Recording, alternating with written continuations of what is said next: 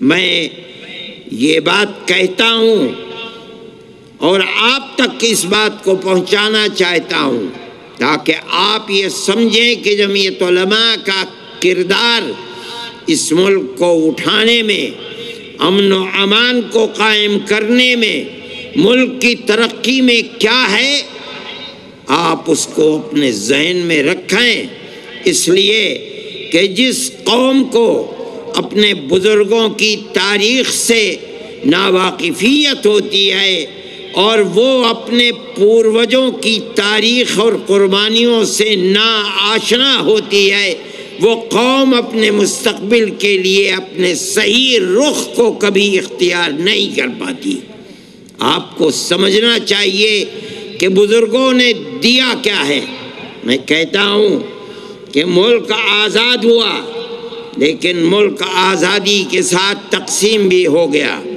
آزادی جیسے جیسے جمعیت علماء ہند کے اکابر کو نظر آتی تھی کہ ملک آزادی کی طرف چل رہا ہے، مفتی کفایت اللہ صاحب، مولانا مدنی، مولانا ابوالکلام آزاد، مولانا حفظ الرحمان سوہاروی برابر مہاتما گاندھی سے، موتی لال نہرو سے، جواہر لال نہرو سے برابر یہ وعدہ لیتے چلتے تھے کہ ہمیں بتاؤ کہ ملک آزاد ہوگا تو ملک کا دستور کیا بنے گا؟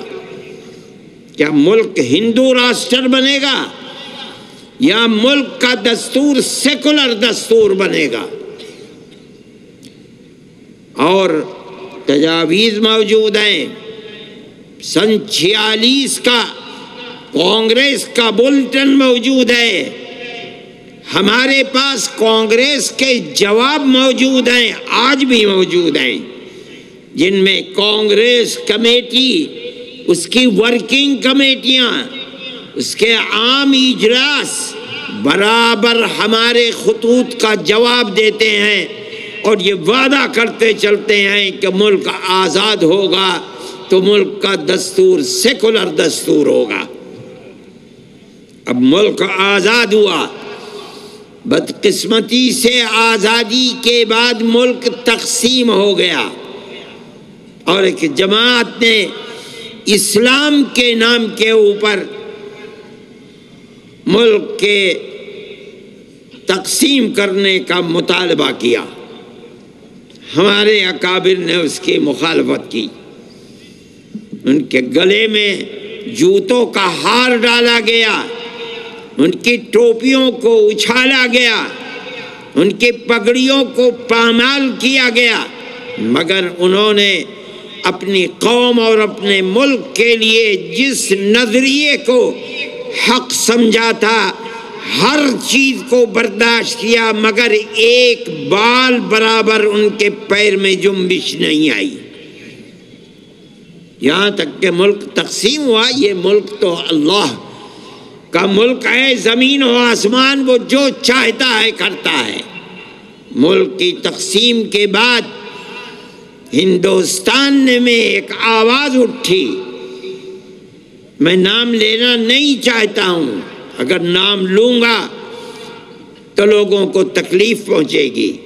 مولانا ابوالکلام آزاد نے انڈیا ونس فریڈم کے اندر نام لے کر بتایا کہ وہ یہ سمجھتے تھے کہ ملک اسلام کے نام کے اوپر تقسیم ہو گیا، اب ہمارے ملک کا دستور سیکولر دستور نہیں بلکہ مذہبی دستور ہوگا، اور یہ ملک ہندوستان ہندو اسٹیٹ بنے گا، سیکولر اسٹیٹ نہیں بنے گا۔ بڑی قداور شخصیت تھی ملک کی، ان کے ساتھ ایک نظریاتی جماعت تھی، لیکن جمعیت علماء ہند تنہا ایک پتھر تھا جو درمیان میں کھڑا ہوا، اور ہمارے اکابر تنہا تھے۔ اس وقت جماعتیں کہاں تھی؟ آج تو آدمی اپنی جیب میں جماعت لیے پھرتا ہے، صبح کو جماعتیں بنتی ہیں، شام کو ٹوٹتی ہیں۔ اس زمانے میں ملک کے اندر کوئی مسلم ایسی تنظیم نہیں تھی جس کے پاس 150 سال کی قربانیوں بھری تاریخ ہو۔ علماء کی جماعت تھی۔ 1803 میں شاہ عبدالعزیز صاحب محدث دہلوی نے جس دن انگریز نے ایسٹ انڈیا کمپنی نے اعلان کیا تھا کہ آج ملک خدا کا ہے، خلق خدا کی ہے، حکومت اور ملک بادشاہ سلامت کا ہے، لیکن آج سے ملک کے اندر حکم ایسٹ انڈیا کمپنی کا ہے، اس دن شاہ عبدالعزیز صاحب محدث دہلوی نے اعلان کیا تھا کہ آج ہمارا ملک غلام ہو گیا، اس کی آزادی کے لیے جہاد کرنا ہر مسلمان کا فرض ہے۔ یہ پہلی آواز تھی ملک کی آزادی کے لیے، لوگ نہیں جانتے۔ اور پھر یہ آزادی کی آواز کے اندر جان پیدا ہوتی رہی۔ ان کے شاگرد، ان کے خانوادے کے لوگوں نے اس کو آگے بڑھایا۔ شاہ اسماعیل شہید، سید احمد شہید رحمت اللہ علیہما کو پیدا کیا۔ مولانا نے جو بات کہی تھی اس کی بڑی قیمت چکائی۔ مولانا کو زہر دیا گیا، مولانا کے جسم میں سفید داغ پڑ گئے، مولانا کی جائیداد کو قرق کر لیا گیا، ان کے مدرسے کو دفن کر دیا گیا۔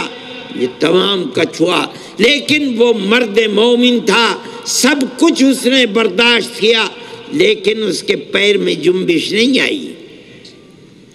وہ چلے گئے دنیا سے 1824 میں، اور ان دو ان کے پیدا کیے ہوئے لوگوں نے اٹھایا اس کردار کو، اور یہاں تک کہ سن 31 کے اندر وہ بھی بالا کوٹ کے میدان میں شہید ہو گئے۔ ہندوستان کی آزادی کی تاریخ میں دنیا نہیں جانتی، ارباب سیاست بھی نہیں جانتے۔ سب سے پہلا جہاد آزادی سن 1831 کا جہاد آزادی ہے، لیکن جن لوگوں کے سینے کے اندر اپنے ملک کی آزادی کی آگ تھی وہ خاموش نہیں بیٹھے۔ انہوں نے ٹھیک 26-27 سال کے بعد پھر دہلی میں، میرٹھ میں، سہارنپور میں، سنبھل میں، مراد آباد میں، پنجاب میں پھر آزادی کی آگ جلائی۔ مراد آباد میں نواب مجو خاں کو پکڑوا کر کے، اور انگریز نے گھوڑے پر بیٹھ کر اور ان کے زندہ جسم کو گھوڑے کے ٹاپ میں پیر میں باندھ کر اور بھگا کر کے ان کے ٹکڑے ٹکڑے کر دیے۔ آج بھی وہاں قبرستان ہے مراد آباد میں جس کا نام ہے گنج شہیداں۔ آج لوگ جانتے بھی نہیں گنج شہیداں کا مطلب کیا ہے۔ اتنے لوگوں کو قتل کیا گیا تھا، کہتے ہیں کہ مٹی ان کے خون سے سرخ ہو گئی تھی۔ اس کا نام ہی گنج شہیداں ہے، بہت بڑا قبرستان ہے۔ میں یہ کہتا ہوں کہ ہندوستان کی تاریخ کے اندر علماء کا کردار کیا ہے یہ آپ کے سامنے ہے۔ ٹھیک ہے، اس کے اندر بھی 31 میں شکست ہوئی، سن 57 میں شکست ہوئی۔ مورخین لکھتے ہیں روح روشن مستقبل کتاب ہے، روشن مستقبل کتاب ہے، روح روشن مستقبل کتاب ہے۔ ان کتابوں کو آج بھی پرانی لائبریریوں کے اندر دیکھا جا سکتا ہے۔ سن 1857 کے اندر دلی میں صرف علماء 33,000 علماء کو شہید کیا گیا ہے۔ یہ آپ کی تاریخ ہے، دنیا جانتی بھی نہیں ہے۔ جب یہاں بھی ناکامی ہوئی تو اس کے بعد دارالعلوم دیوبند کو قائم کیا گیا۔ اور وہ بھی عجیب چیز ہے کہ جب عام معافی کا اعلان ہوا تو علماء نے یہ دیکھا کہ وہ لوگ جن کی گھٹی کے اندر انگریز کی دشمنی تھی اور وہ 1857 کے اندر شہید کر دیے گئے، انہی کی یتیم اولاد سڑکوں کے اوپر بھیک مانگ رہی ہے، مرنے والا مر گیا، بیوہ ماں اپنے ناموس کی حفاظت کرتے ہوئے گھر کے اندر بیٹھی ہوئی ہے اور اولاد کے پاس کھانے کو نہیں ہے، وہ بھیک مانگ رہے ہیں۔